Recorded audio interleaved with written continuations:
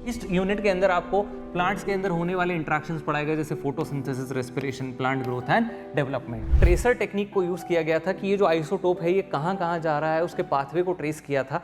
बच्चों, एनसीईआरटी के इंट्रोडक्शन का इंपॉर्टेंस तो आप लोगों को पता लग ही गया होगा, जब नीट के अंदर 2025 में 2 क्वेश्चंस ऐसे पूछे गए जो एनसीईआरटी के इंट्रोडक्शन से थे और कई बच्चे उस इंट्रोडक्शन को इग्नोर कर देते हैं। तो इसीलिए मैंने स्टार्ट की है इंट्रो से इम्पैक्ट सीरीज, जिसके अंदर हम लोग बात कर रहे हैं एनसीईआरटी के उन इंट्रोडक्शंस और साइंटिस्ट की जो आप इग्नोर कर देते हो, नहीं पढ़ते हो, या आपको नहीं पता है कि उनसे क्या इंपॉर्टेंट है, उनसे क्वेश्चन पूछा जा सकता है। तो अगर आपने इस सीरीज के पिछले 3 वीडियोस नहीं देखे हैं तो प्लीज़ उन वीडियोस को जाकर ज़रूर देखें, क्योंकि बहुत काम के हैं और बहुत शॉर्ट वीडियोस हैं जिनमें आप 7 से 8 मिनट के अंदर पूरा का पूरा इंट्रोडक्शन और साइंटिस्ट दोनों कवर कर सकते हैं और सारी इंपॉर्टेंट बातें जल्दी से रिकॉल कर सकते हैं। तो चलिए शुरुआत करते हैं इसी सीरीज़ के अगले वीडियो के साथ, जो है हमारा यूनिट 4 प्लांट फिजियोलॉजी। शुरुआत करते हैं बच्चों, description. The description of structure and variation of living organisms over a period of time.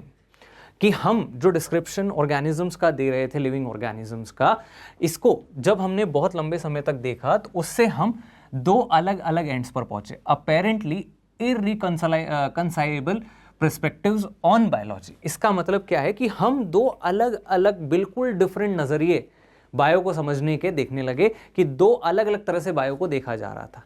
अब ये 2 अलग अलग तरीके कौन कौन से थे? The 2 perspectives essentially rested on 2 levels of organization of life forms and phenomena। कि भैया दोनों अलग अलग जगह अलग अलग लेवल्स पर बात कर रहे थे। क्या है ये लेवल्स? बहुत इजी लैंग्वेज में समझते हैं। One described at organismic and above level of organisation. इसका मतलब क्या है कि एक लेवल वो है जो इकोलॉजी वाला लेवल है। इकोलॉजी वाला लेवल यानी कि organism, population, community, ecosystem, biome, biosphere, ये वाला जो पार्ट है, that is one aspect of biology. ठीक। और दूसरा क्या है? Other is the molecular level, यानी कि हमारे पास यहां पर आते हैं बायोमॉलिक्यूल्स, बायोमॉलिक्यूल से सेल, सेल ऑर्गेनल्स, सेल, फिर टिश्यू, फिर ऑर्गन, फिर ऑर्गन सिस्टम। तो ये वाला सेकंड एस्पेक्ट। ठीक है जी।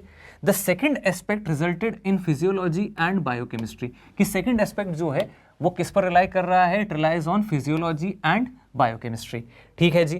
क्योंकि आप मॉलिक्यूलर लेवल पर बात कर रहे हो, मॉलिक्यूलर लेवल पर आप मॉलिक्यूल्स की स्टडी करोगे, उनकी जो इंटरेक्शन उसकी स्टडी करोगे, तो फिजियोलॉजी और बायोकेमिस्ट्री दोनों की बात हो रही है। Description of physiological processes in flowering plants as an example is what given in the chapter in this unit. तो इस यूनिट के अंदर आपको प्लांट्स के अंदर होने वाले इंटरेक्शंस पढ़ाए गए, जैसे photosynthesis, respiration, plant growth and development. ठीक है। The processes of photosynthesis, respiration and ultimately plant growth and development are described in molecular terms but in the context of cellular activities and even at organismic level. कि आपसे ये कह रहा है कि ऐसा नहीं है कि इसके अंदर केवल आपने एक ही प्रोस्पेक्टिव को डिस्कस किया है, आपने दोनों प्रोस्पेक्टिव्स को देखते हुए, जैसे फोटोसिंथेसिस अगर प्लांट कर रहा है तो उसका इकोलॉजिकल रोल क्या है, वो किस तरह से जो हमारा इकोसिस्टम है उसको चलाने में मदद कर रहा है। साथ ही साथ हमने उसका मॉलिक्यूलर लेवल पर जो फंक्शनिंग है वो समझा कि कैसे ये मॉलिक्यूलर लेवल पर काम कर रहा है। ठीक है। Wherever appropriate the relation of the physiological processes to the environment is also discuss. तो वही बात अभी मैंने आपको समझाई। तो बहुत ही आसान सा यहाँ पर आपको ये डिस्क्रिप्शन दिया गया। अब बात करते हैं कि हमारे पास साइंटिस्ट कौन से हैं जो इस चैप्टर के अंदर डिस्कस किए गए। तो हमारे पास साइंटिस्ट आते हैं मेल्विन केल्विन। बात करते हैं बच्चों मेल्विन केल्विन की। तो Melvin kelvin, born in Minnesota in April 1911, received his PhD in chemistry from University of Minnesota. ठीक है। He served as a professor of chemistry in University of California, Berkeley. ठीक है जी। अब ये टाइम कौन से टाइम की बात हो रही है? Just after world war second. ठीक है। तो हिरोशिमा, नागासाकी में बॉम्बिंग्स हुई थी और दुनिया क्या देख रही थी? दुनिया उस समय शॉक में थी ये रेडियो एक्टिविटी के जो एडवर्स इंपैक्ट्स थे उसको देखकर। ठीक है। तो world was seeing the ill effects of radioactivity. वहीं पर केल्विन और उसके कोवर्कर्स ने रेडियो एक्टिविटी को बेनिफिशियल यूज में काम में लगा दिया। तो बेनिफिशियल काम में क्या लगाया?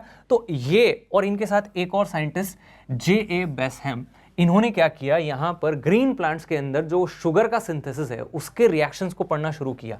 तो reactions in green plants forming sugar and other substances from raw materials like CO2, water and minerals. ठीक। CO2 वाटर एंड मिनरल्स, इसकी बात करना शुरू किया।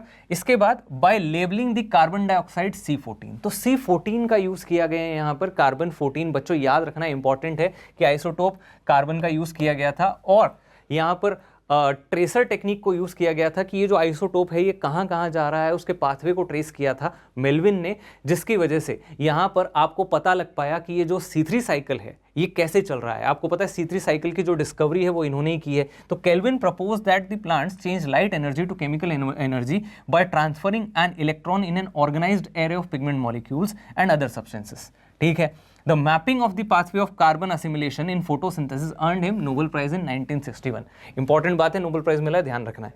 चले आगे, the principles of photosynthesis as established by Calvin, ठीक है, नाम लिख लेना, केल्विन साइकिल या C3 cycle, are at present being used in studies of renewable resources for energy and materials and basic studies of solar energy research. कि भाई अब हम सोलर एनर्जी को प्लांट्स के लिए और किस तरह से यूज कर सकते हैं, कहाँ कहाँ इसका और फर्दर यूज किया जा सकता है, रिन्यूएबल रिसोर्सेज को हम कैसे रिसाइकिल कर सकते और कैसे यूज कर सकते हैं, ये सारी बातें हमें इस फिनोमिना की वजह से जानने को मिली। तो इसीलिए इनकी जो कंट्रीब्यूशन थी वो बहुत इंपॉर्टेंट थी। तो ये था मेल्विन केल्विन का इंट्रोडक्शन और इनके बारे में इंपॉर्टेंट बातें। आई होप आपको ये सीरीज़ में मज़ा आ रहा होगा बच्चों। तो ज़्यादा से ज़्यादा इस सीरीज़ को अपने साथियों के साथ शेयर करें और बने रहें इस चैनल पर आगे और ऐसे वीडियोस के साथ, क्योंकि आपको पता है मेडिकल कॉलेज में ले जाकर ही छोड़ना है, तो एक भी चीज़ NCERT की मिस नहीं करेंगे। आपके लिए सारी इंपॉर्टेंट चीज़ें इस चैनल पर आती रहेंगी। तो चलिए मिलते हैं जल्दी अगले वीडियो में, तब तक के लिए गुड बाय।